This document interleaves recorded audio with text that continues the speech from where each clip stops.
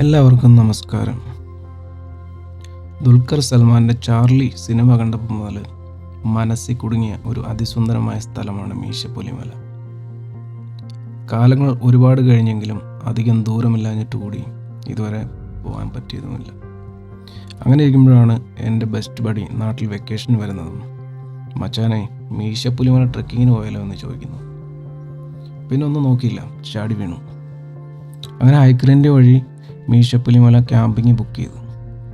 ഇന്നത്തെ വീഡിയോയിൽ നമ്മൾ മൂന്നാർ ടൗണിലുള്ള റോസ് ഗാർഡനിൽ നിന്ന് സ്റ്റാർട്ട് ചെയ്ത് നമ്മുടെ സ്വന്തം മഹീന്ദ്ര ജീപ്പിൽ അത്യാവശ്യം ഓഫ് റോഡൊക്കെ ചെയ്ത് സൈലൻറ്റ് വാലിയിൽ നിന്ന് ഒരു ചൂട് ചായം കുടിച്ച് ബേസ് ക്യാമ്പിലെത്തുന്നു. തിങ്സൊക്കെ ടെൻറ്റിൽ വെച്ച് ലഞ്ചും കഴിച്ച് തൊട്ടടുത്തുള്ള കുറിഞ്ഞി ഫോൾസിലേക്ക് ഒരു കുഞ്ഞു ട്രെക്കിങ്. അവിടുന്ന് വെള്ളച്ചാട്ടമൊക്കെ കണ്ട് തിരികെ വന്ന് ബേസ് ക്യാമ്പിൽ ഒരു ക്യാമ്പ് ഫയറൊക്കെ ഇട്ട് സൊറപറച്ചിൽ വിത്ത് ഡിന്നർ. പിറ്റേ ദിവസം അതിരാവിലെ എണീറ്റ് ഫ്രഷനപ്പായി ഒരു കട്ടൻ ചായയൊക്കെ കുടിച്ച് സൺറൈസ് മൗണ്ടനിലേക്ക് ജീപ്പ് ട്രെക്കിംഗ്. ഒരടിപൊളി സൺറൈസും ആസ്വദിച്ച് നമ്മൾ ട്രെക്കിംഗ് തുടങ്ങുകയാണ്. ഇത് കേരളം തന്നെയാണോ എന്ന് വരെ തോന്നിപ്പിക്കുന്ന മലനിരകളിലൂടെ സൗത്ത് ഇന്ത്യയിലെ തന്നെ ഏറ്റവും ഉയരം കൂടിയ ട്രെക്കബിൾ മൗണ്ടനിലേക്ക് ഒരു ഒന്നൊന്നര നടപ്പ്. നമ്മുടെ കണ്ണുകൾ കൊണ്ട് കാണുന്നതിൻ്റെ 10-1 പോലും ക്യാമറ കണ്ണുകൾക്ക് ഒപ്പിയെടുക്കാൻ കഴിയില്ലെങ്കിലും മീശപ്പുലിമല ഒരു അനുഭവം തന്നെയാണ്. So fasten your seat belts. Without further ado, let's begin.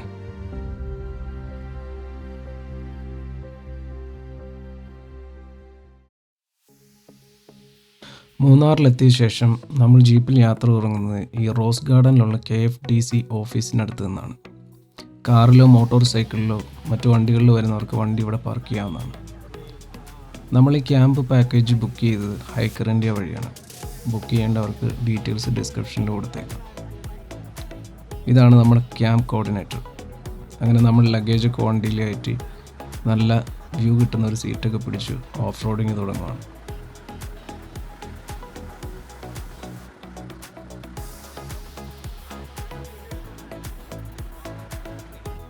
ഇത് മൂന്നാർ ഗൂഡ്രയിൽ എസ്റ്റേറ്റ് റോഡാണ്. കണ്ണൻ ദേവൻ പ്ലാന്റേഷൻ പ്രൈവറ്റ് ലിമിറ്റഡിന് കീഴിലുള്ള ഗൂഡ്രയിൽ എസ്റ്റേറ്റിന് ഏകദേശം 2750 ഹെക്ടറാണ് വിസ്തൃതി. ഗൂഡ്രയിൽ, അരുവിക്കാട്, സൈലൻറ്റ് വാലി, ദേവികുളം എന്നീ 4 സെക്ഷനിലായിട്ട് ഈ പ്ലാന്റേഷൻ തിരിച്ചിട്ടുണ്ട്.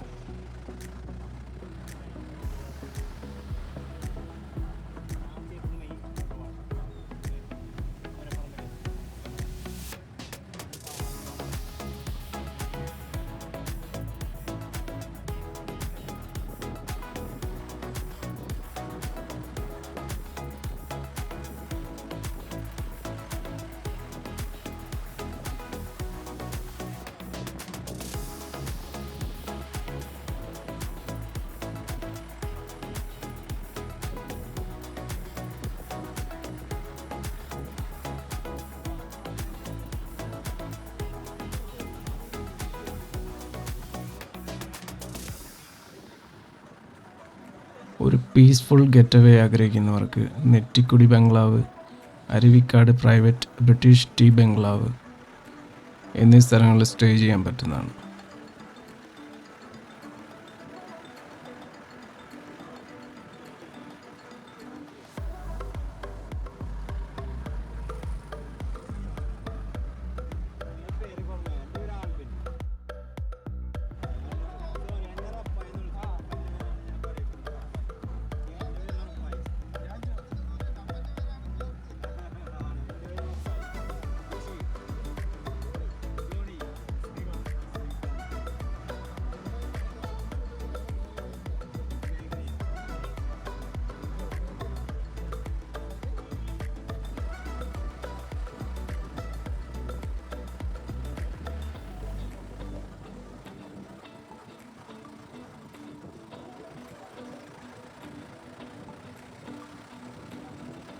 യുക്കാലിപ്റ്റസ് മരങ്ങളുടെയും പച്ച പതച്ചു നിൽക്കുന്ന തേയിലത്തോട്ടങ്ങളുടെയും ചെറിയ അരുവികളുടെയും മാസ്മരിക ഭംഗി ആസ്വദിച്ചുകൊണ്ട് നമ്മൾ യാത്ര തുടരുകയാണ്.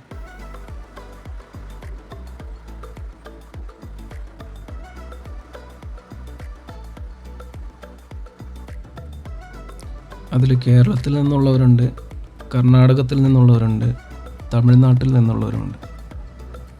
എൻ്റെ ഓർമ്മ ശരിയാണെങ്കിൽ 40 പേരടങ്ങുന്ന ഗ്രൂപ്പിനെ 6ഓളം ജീപ്പുകളുടെ കോൺവോയ് ആയിട്ടാണ് കൊണ്ടുപോയത്. പല നിറത്തിലും സ്പെക്സിലുമുള്ള ജീപ്പുകൾ വളഞ്ഞു തിരിഞ്ഞുള്ള റോഡിലൂടെയുള്ള റൈഡ് തന്നെ ഒരു വർത്ത് വയൽ എക്സ്പീരിയൻസ് ആണ്.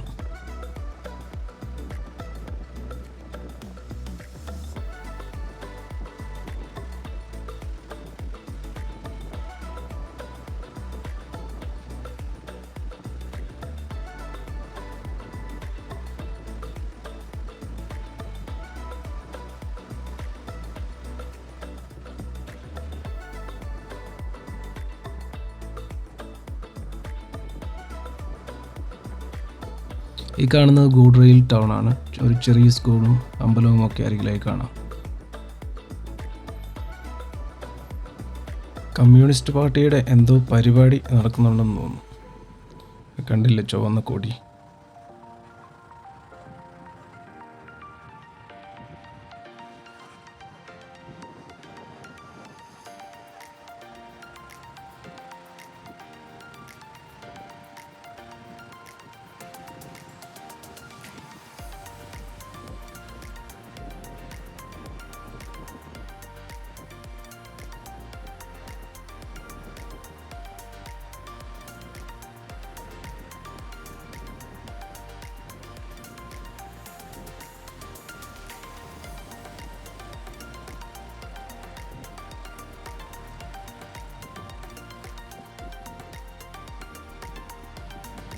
സൈലൻറ്റ് വാലി കടക്കുന്നതിന് മുമ്പുള്ള ചെക്ക് പോസ്റ്റിൽ പശുമ്പയുടെ ചെക്കിംഗ് ഉണ്ടായിരിക്കുന്നതാണ്. So please be polite. അങ്ങനെ നമ്മൾ യാത്രയുടെ ആദ്യത്തെ പിറ്റ് സ്റ്റോപ്പായ സൈലൻറ്റ് വാലിയിലേക്ക് എത്തിയിരിക്കുകയാണ്. ജീപ്പുകളൊക്കെ ഇവിടെ നിർത്തി ഒരു ചായയൊക്കെ കുടിച്ചായിരിക്കും ശേഷമുള്ള യാത്ര. ഇവിടെ മിക്കവാറും ഷൂട്ടിംഗ് ഉണ്ടാവാറുണ്ട്. നല്ലൊരു ഫോട്ടോജനിക് പ്ലേസ് ആണിത്. അത്യാവശ്യമുള്ള സാധനങ്ങളൊക്കെ ഇവിടുന്ന് വാങ്ങിക്കോളുക. ഇനി അങ്ങോട്ട് കടകളൊന്നും ഉണ്ടാവില്ല.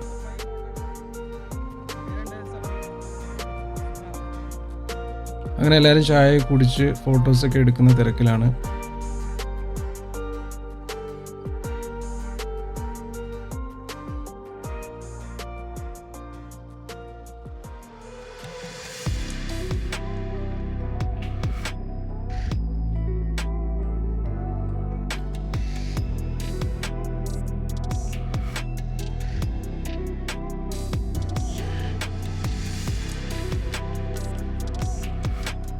ഇത് നോക്കിയ ഒരു അടിപൊളി സ്കൂള്. ഈ മലകളുടെയും പൈൻ മരങ്ങളുടെയും പുൽത്തകിടിയുടെയും വലയത്തിൽ അതിസുന്ദരമായ ഒരു പള്ളിക്കൂടം. ഇത്തിരി മഞ്ഞുകൂടി ഉണ്ടായിരുന്ന പൊളിച്ചാണ്. എന്തായാലും പഠിപ്പിസ്റ്റുകൾക്ക് പറ്റിയ ആംബിയൻസ് ആണെന്ന് തോന്നുന്നു.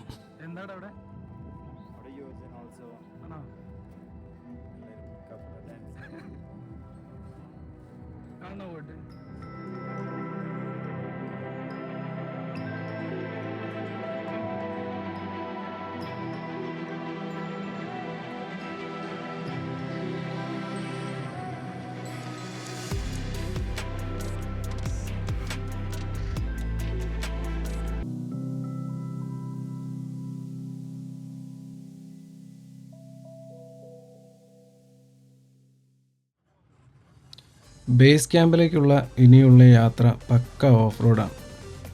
നമ്മുടെ ഡ്രൈവർ ചേട്ടന്മാരുടെ സ്കിൽസ് ഒരു രക്ഷയില്ലാത്തതാണ്.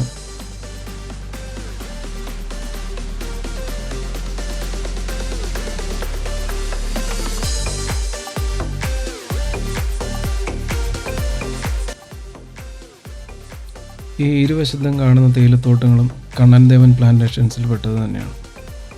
പൊട്ടിപ്പൊളിഞ്ഞ റോഡിലൂടെയുള്ള ജീപ്പിൻ്റെ വരവ് ഉത്സവത്തിന് കൊമ്പനാനേനെ എഴുന്നള്ളിക്കുന്ന പോലെയാണ് എനിക്ക് തോന്നുന്നത്.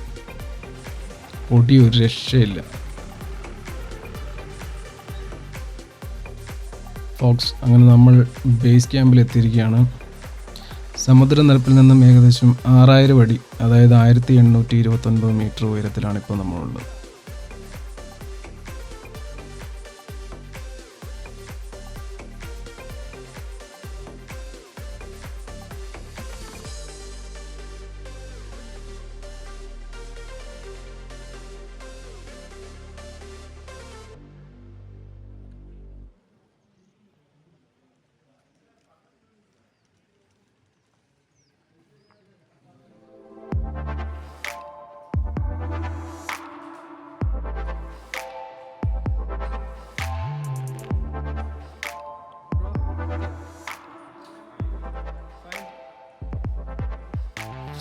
ഇതാണ് നമുക്ക് രാത്രി ഉറങ്ങാനുള്ള ടെൻറ്റുകൾ. ആൾ കൂടുതലായതുകൊണ്ട് തന്നെ ഒരു ടെൻറ്റ് 2 പേർക്കായിട്ടാണ് അലോട്ട് ചെയ്തത്. അങ്ങനെ തിങ്സൊക്കെ അവിടെ വെച്ച് ലഞ്ച് കഴിച്ചു. കുറച്ച് നേരത്തെ വിശ്രമത്തിന് ശേഷം തൊട്ടടുത്തുള്ള കുറിഞ്ഞി ഫോൾസിലേക്ക് ഒരു ട്രക്കിങ്. അതാണ് അടുത്ത നമ്മുടെ പരിപാടി. നമ്മുടെ ഗൈഡുകൾ പ്രത്യേകം പറഞ്ഞിട്ടുണ്ടായിരുന്നൊരു കാര്യം, അവിടെ നമ്മൾ ഒരു തരത്തിലുള്ള വേസ്റ്റും ഇടാൻ പാടില്ല എന്നാണ്. അതുപോലെ തന്നെ അവിടുന്ന് ഒരു ഇല പോലും എടുത്തുകൊണ്ട് പോവുകയും ചെയ്യരുത്. ഇക്കോളജിക്കലി സെൻസിറ്റീവായ പ്രദേശമാണ്. ആരോ പറഞ്ഞതുപോലെ നമ്മുടെ പാദസ്പർശനങ്ങൾ മാത്രം അവശേഷിപ്പിച്ച് ഭൂമിയെ നോവിക്കാതെ തിരിച്ചു വരണം.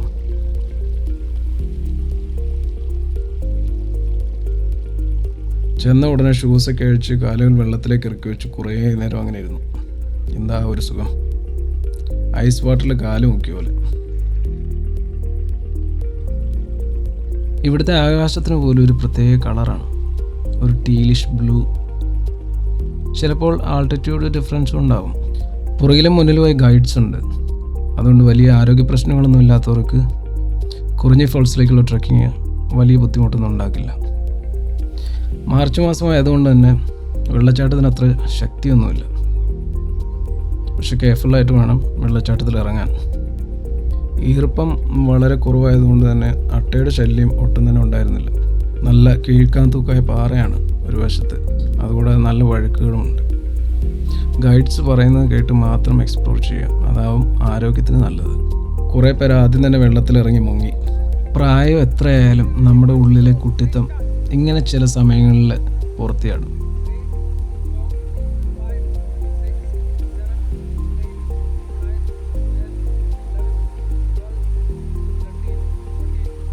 അങ്ങനെ ട്രെക്കിംഗ് ഒക്കെ കഴിഞ്ഞ് തിരിച്ചു വന്ന് ഫ്രഷായി ഒരു ചായ കുടിച്ചു. പിന്നീട് ഒരു ക്യാമ്പ് ഫയർ ഒക്കെ ഇട്ട് അവിടെ ഇങ്ങനെ ഇരുന്നു. ശരിക്കുമുള്ള ട്രെക്കിങ് നാളെയാണ്. രാവിലെ 5:30 ട്രെക്കിംഗ് തുടങ്ങും. ഒരു 4:45 ആയപ്പോൾ തന്നെ എണീറ്റ് ഫ്രഷായി സ്നാക്സൊക്കെ കഴിച്ച് നേരെ ജീപ്പിൽ കയറി ട്രെക്കിംഗ് തുടങ്ങുന്ന റോഡോ വാലിയിലേക്ക് വെച്ച് പിടിച്ചു. ഇത്രയും രാവിലെ തന്നെ ട്രെക്കിംഗ് തുടങ്ങുന്നതിൻ്റെ പ്രധാന ഉദ്ദേശം സൺറൈസ് പോയിൻ്റ് കാണാനാണ്. നിങ്ങൾ തന്നെ കണ്ടു നോക്ക്. ഇതൊരു മാജിക്കൽ പ്ലേസാണ്. അങ്ങ് അകലെ കാണുന്ന മീശപ്പുലിമലയുടെ പിന്നിൽ നിന്ന് ഉദിച്ചു വരുന്ന സൂര്യൻ. A breathtaking view from you. Superlatives ഒക്കെ തികയാതെ വരുന്ന ഈ കാഴ്ചയെപ്പറ്റി വർണ്ണിക്കാനായിട്ട്. അതുകൊണ്ട് തന്നെ ഞാൻ അതിൽ മുതിരുന്നില്ല.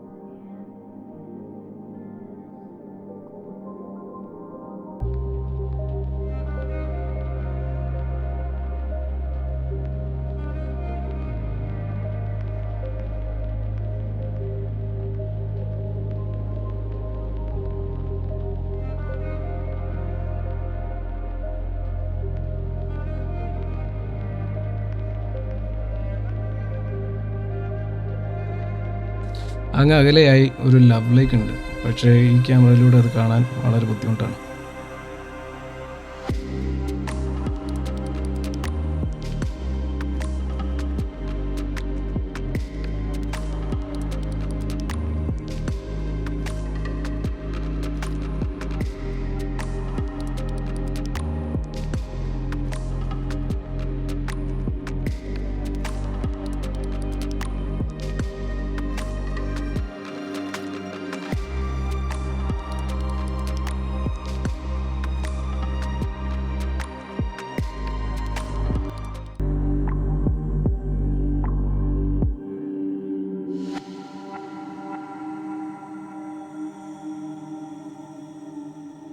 അങ്ങനെ നമ്മൾ സൺസെറ്റ് പോയിന്റിൽ നിന്ന് മീശപ്പുലി മലയിലേക്കുള്ള ട്രെക്കിംഗ് തുടങ്ങുകയാണ്. ചെറിയ ചരലുകളുള്ള പൊടിമണ്ണുണ്ട്, അതുകൊണ്ട് വളരെ സൂക്ഷിച്ചാണ് ഓരോ അടിയും എടുത്ത് വെക്കേണ്ടത്. പ്രത്യേകിച്ച് ഇറക്കം ഇറങ്ങുമ്പോൾ എന്തെങ്കിലും അപകടം പറ്റിയാൽ ഇവിടുന്ന് ഹോസ്പിറ്റലിൽ എത്തിക്കുക ഒരു ഹെർക്കൂലിയൻ ടാസ്ക്കാണ്.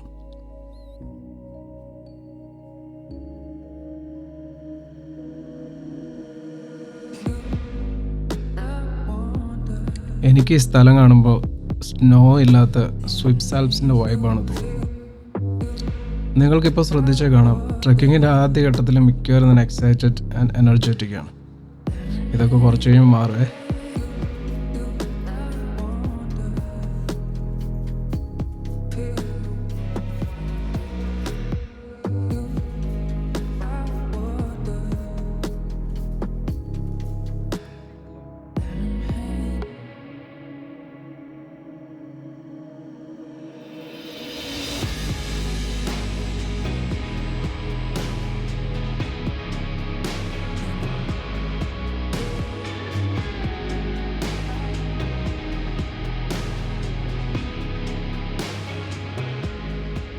ഈ ട്രെക്കിങ്ങിലെ ഒരു ഇമ്പോർട്ടൻ്റ് അട്രാക്ഷനാണ് ഈ കൊച്ചരുവി.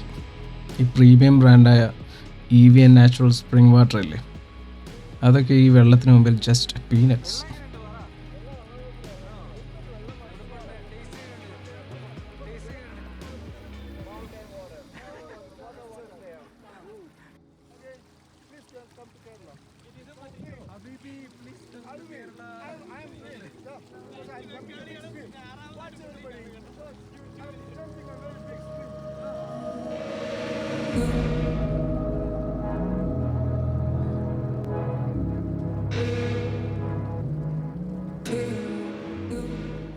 ഈ അരുവി ഫോളോ ചെയ്ത് കുറച്ചങ്ങോട്ട് പോയാൽ മറുവശത്ത് മീശപ്പുലിമല വാട്ടർഫോൾസ് ആണ്.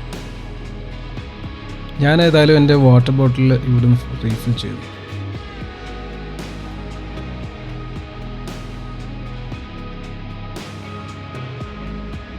ഇതാണ് ട്രെക്കിങ്ങിലെ മറ്റൊരു attraction, rhododendron.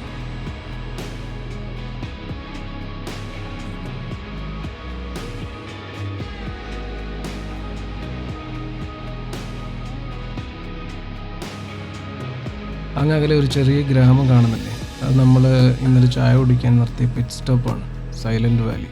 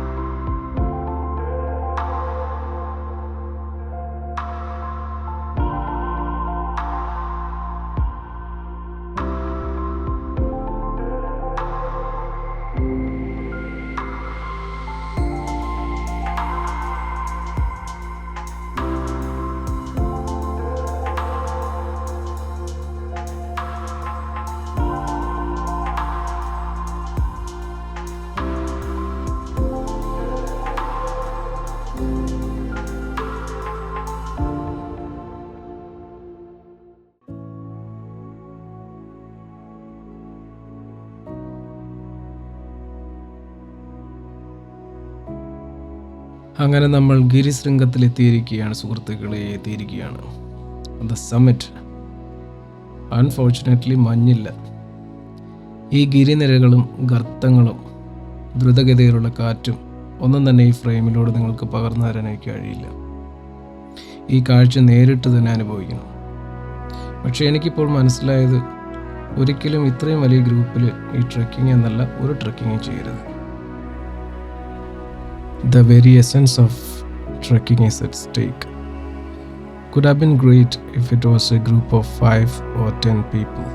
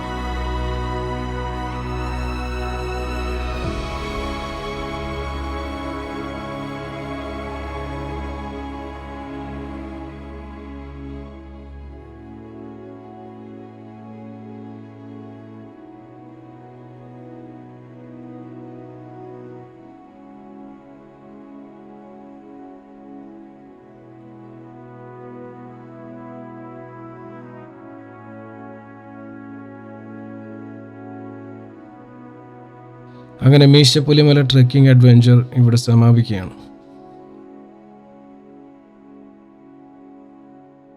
And if you made it this far, I'm so grateful. See you next time.